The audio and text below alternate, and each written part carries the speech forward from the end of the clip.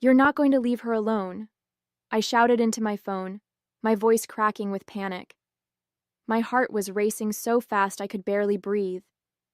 The hospital room suddenly felt smaller, the walls closing in as I heard my daughter Melody's terrified voice just moments earlier.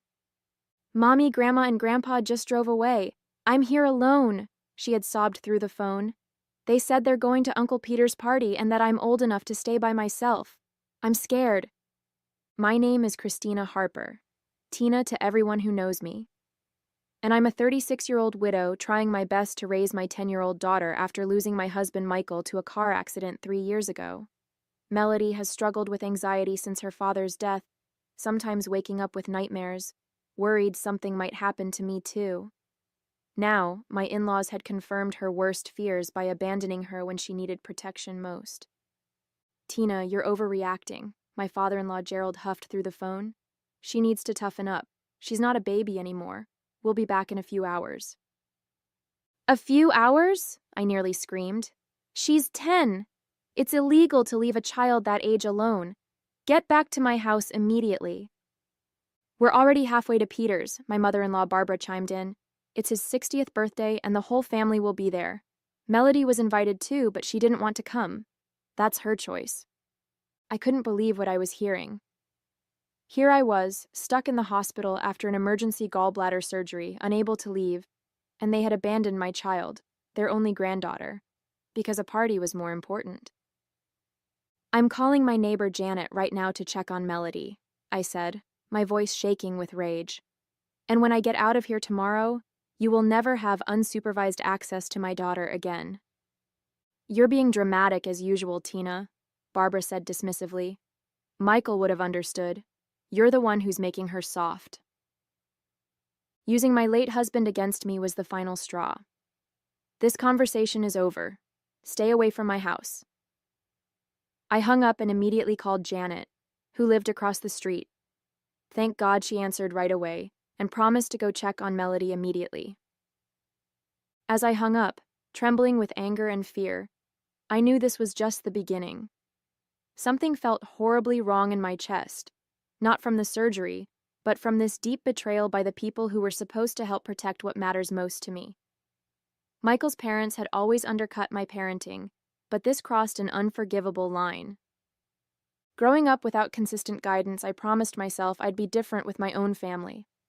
Michael and I met in college. He was studying engineering while I pursued a degree in education. We had Melody when I was 26, and we were blissfully happy building our lives together. But Barbara and Gerald never quite approved of me. They thought their son had married beneath him, and they made subtle comments about how I kept house or parented Melody. Michael always defended me, acting as the buffer between us. But after he died, that thin shield disappeared. The tension had been building for years.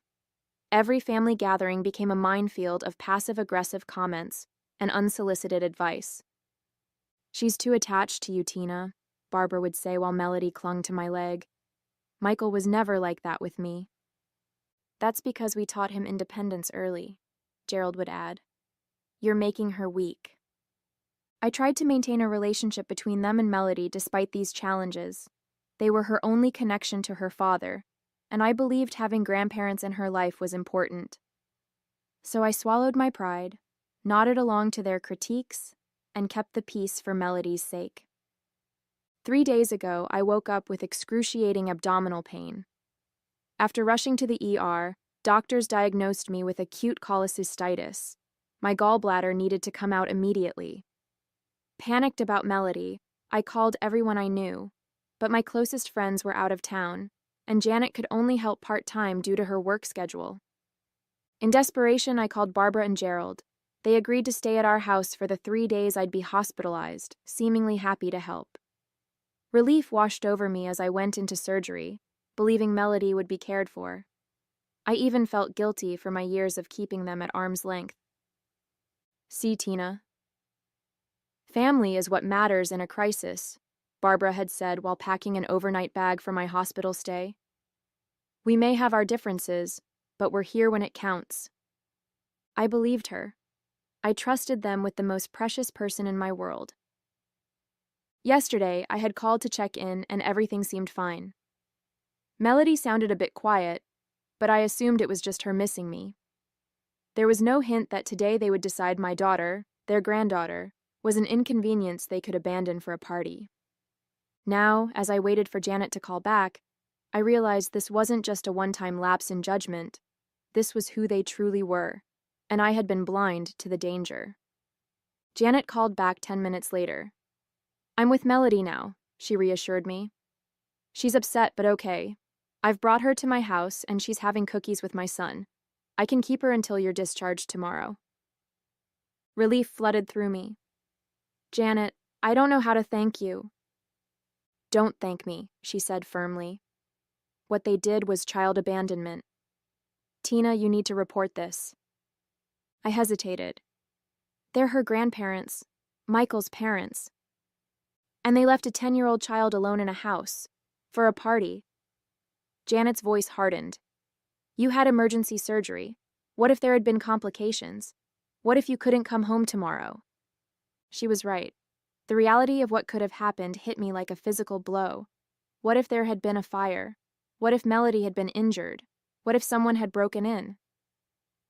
That evening, I made a difficult call to Child Protective Services from my hospital bed. The social worker's voice was kind but serious as she took down my statement. She explained this wasn't just a family disagreement, it was a clear case of child endangerment. "We'll need to investigate and document this incident," she explained.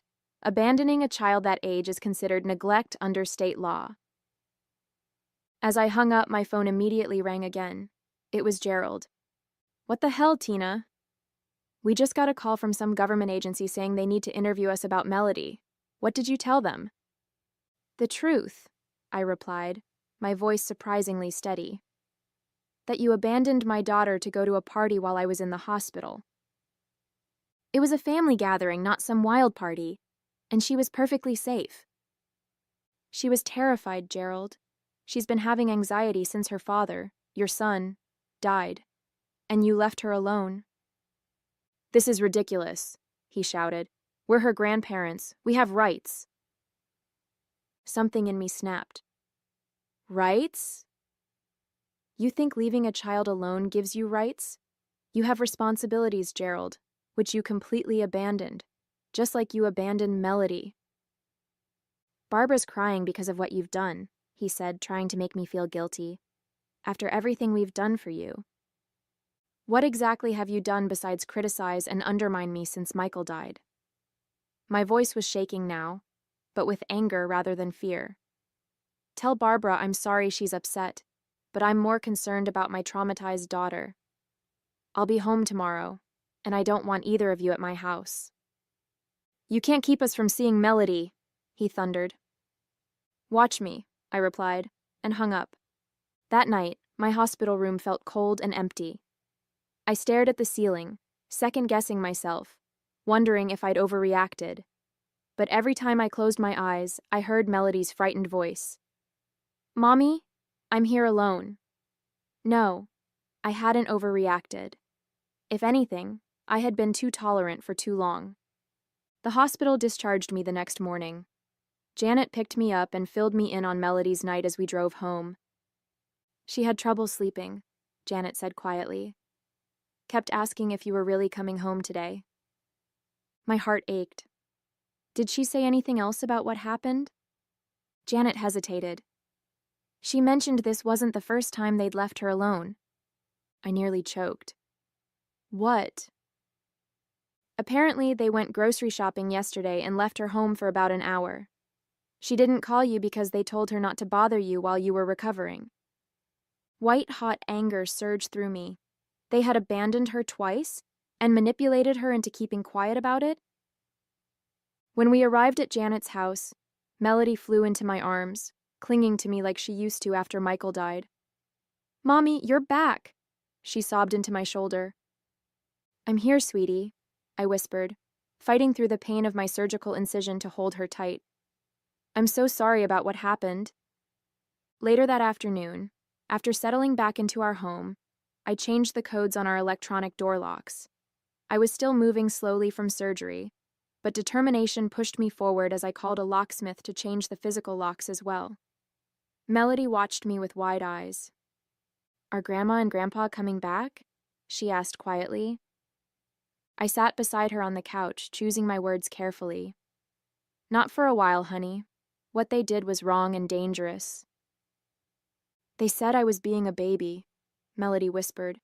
"Grandpa said Daddy wouldn't be proud of me being so scared." Fury rose in my throat. Using Michael against our daughter was unforgivable.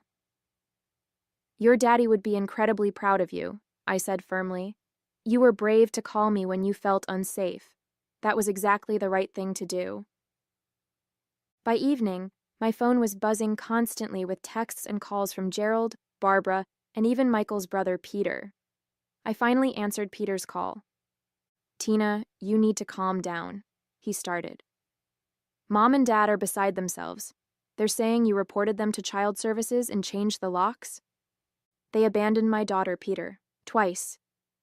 My voice was ice.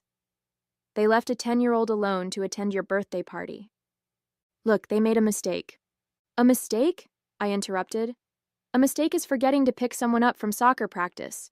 Deliberately leaving a child alone after being trusted with her care is a choice." "They're family, Tina. Melody's grandparents." "Being family doesn't give them the right to endanger my child," I replied. "Would you leave your kids alone at that age?" His silence was telling. "That's what I thought," I continued. "I've filed a formal report, and yes, I've changed the locks. They're not welcome in my home until they acknowledge what they did and take steps to earn back my trust." After hanging up, I found 3 voicemails from Barbara, each progressively more hostile. "Tina, this is absurd. Gerald and I have never done anything but love Melody." The first one began. The second, "You're turning our granddaughter against us. Michael would be horrified by your behavior." And the third, left just minutes ago. "We're consulting with a lawyer about grandparents' rights. You can't keep us from seeing Melody. You've gone too far this time." I deleted them all, hands shaking. I knew the threat about grandparents' rights might not be empty. They had the resources for legal action. But I also knew I had documentation of their neglect, and protecting Melody was worth whatever battle lay ahead. As I tucked Melody into bed that night, she looked up at me with teary eyes. "Am I in trouble with Grandma and Grandpa?" "No, sweetheart," I assured her. "They're the ones who made a bad choice, not you. You're safe now." But as I kissed her goodnight, I wondered if any of us were truly safe from what was coming next. The next morning, I received an email from CPS confirming they'd opened an investigation. The social worker, Ms. Patterson, would be interviewing all parties involved, starting with a home visit that afternoon. The email also included resources about child safety and family counseling. I was walking Melody to the bus stop when my phone rang again. Barbara's number. I declined the call, but a text followed immediately. "We're coming over at noon to talk. This has gone far enough." My hands trembled as I texted back. "Do not come to my house. I will call the police if you show up uninvited."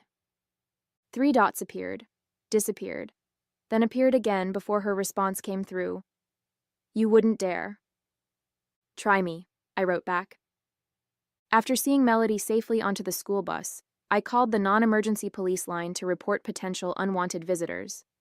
The officer was sympathetic, especially when I explained the CPS investigation, and promised to have a patrol car drive by around noon. At 11:55, true to their word, Gerald's SUV pulled into my driveway. I watched through the front window as they marched up to my door, Barbara's face set in determination, Gerald's in anger.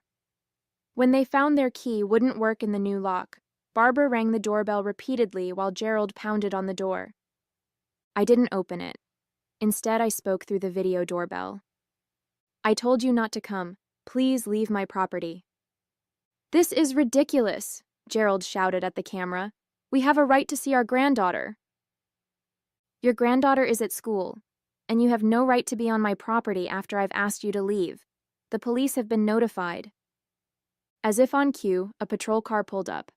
The officer approached calmly, speaking to Gerald and Barbara while I watched through the window. Gerald's face grew redder as he gestured wildly toward my house. Eventually, they got back in their SUV and left with one final glare toward my door. The officer knocked gently. "Ms. Harper, they're gone now. Would you like to make a formal statement about the situation?" I invited him in and explained everything: the abandonment, the CPS report, and their showing up despite my explicit request not to come. He took notes and assured me they wouldn't be back today, but suggested I might want to consider a temporary restraining order if the harassment continued. After he left, I sat on my couch, physically and emotionally drained. The site of my surgery throbbed, and I realized I hadn't taken my pain medication that morning amidst all the chaos. My phone rang again. This time it was Peter's wife, Jessica. "Tina, what's going on? Mom and Dad just called Peter in tears saying the police escorted them away from your house." I sighed. "They showed up uninvited after I explicitly told them not to come. The police simply asked them to leave." "Don't you think you're taking this too far?" Jessica asked. "They made a mistake, but—" "A mistake that endangered my child," I interrupted. "Would you have left your sons alone at 10 years old?" Jessica hesitated.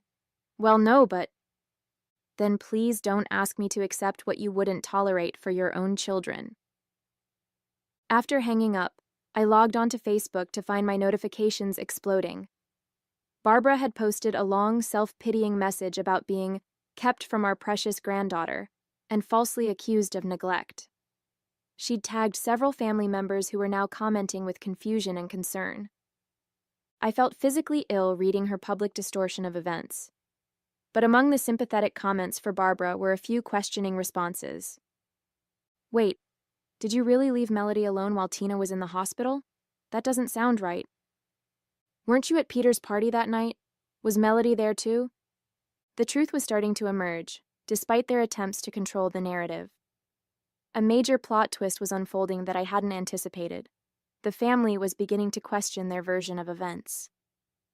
3 days later, Ms. Patterson from CPS sat in my living room, finishing her interview with me while Melody was at school. "Based on our investigation so far, including our conversations with your in-laws, there's sufficient evidence to support your claim of child neglect," she said, reviewing her notes. "Your daughter has confirmed being left alone on 2 occasions, and your in-laws have admitted to leaving her, though they insist it wasn't for long, and that she was perfectly safe." "What happens now?" I asked, relief mingling with anxiety. "We'll complete our report next week. While this doesn't rise to the level of criminal charges, it will be on record should any future incidents occur." She paused, looking at me carefully. "Have you considered family counseling? It might help establish boundaries if you plan to allow them back into your lives eventually." "I'm not sure I do," I admitted. "Or at least, not in the same way." After she left, I checked my email to find a message from a lawyer I didn't recognize. The subject line made my blood run cold. "Representation for Gerald and Barbara Miller, grandparent visitation rights." My hands shook as I opened it. The letter was formally worded but clear. Gerald and Barbara had retained counsel to pursue legal visitation rights with Melody. It cited their close and meaningful relationship with their granddaughter and claimed I was alienating them without just cause. Without just cause? My surgical incision still hurt when I moved too quickly, a constant reminder of the moment my in-laws had chosen a party over my daughter's safety. I forwarded the email to my friend Elaine, who was an attorney, asking for her advice. She called me within minutes. "First, don't panic," she said. "Second, they're overplaying their hand. Grandparents' rights cases are notoriously difficult to win, especially with an active CPS finding of neglect. I'd be happy to represent you if it comes to that." "Thank you," I said, my voice breaking. "I just don't understand how they've twisted this around so completely. They're acting like they're the victims." "People who can't accept responsibility often flip the narrative," Elaine explained. "But the facts are on your side, Tina." That evening, as Melody and I were eating dinner, the doorbell rang. I checked the video feed to see Peter standing there alone, looking uncomfortable. I hesitated, then opened the door. "Can we talk?" he asked quietly. I let him in, keeping Melody in my sight in the dining room. I spoke with Jessica's sister, he began, sitting stiffly on the edge of my couch. She's a child psychologist. She said what Mom and Dad did was absolutely inappropriate and potentially traumatic for Melody. He ran a hand through his hair. I didn't want to believe they would do something so irresponsible. I didn't either, I said softly. That's why I trusted them with her care. Peter looked genuinely troubled. I had no idea Melody was alone when they came to my party. They told everyone you'd arranged alternative care, and that's why she wasn't with them. This new revelation stunned me. They lied to the entire family? I'm afraid so. He looked toward Melody, who was watching us cautiously from the dining room. May I speak with her? I'd like to apologize for not checking on her myself. I nodded, and Peter spent a few minutes talking gently with Melody, who gradually relaxed as they spoke. Before leaving, he turned to me again. I've told Mom and Dad to drop the legal threats. Jessica and I won't support them if they continue this way. His expression was grave. Michael wouldn't have stood for this, and neither should we. As I closed the door behind him, I felt a surprising lightness. The family alliance I'd feared was fracturing, not because of my actions, but because the truth was finally emerging. That night, I received a text from Barbara. We need to talk, without lawyers. It seemed the next phase of this conflict was about to begin, but for the first time, I felt like I wasn't fighting alone. 1 week later, I sat in my living room across from Gerald and Barbara. Elaine, my attorney friend, sat beside me, while their lawyer, a stern-looking man named Mr. Bradshaw, flanked them.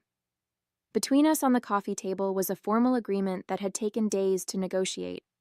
Barbara hadn't spoken directly to me since entering my home, her eyes red-rimmed but defiant.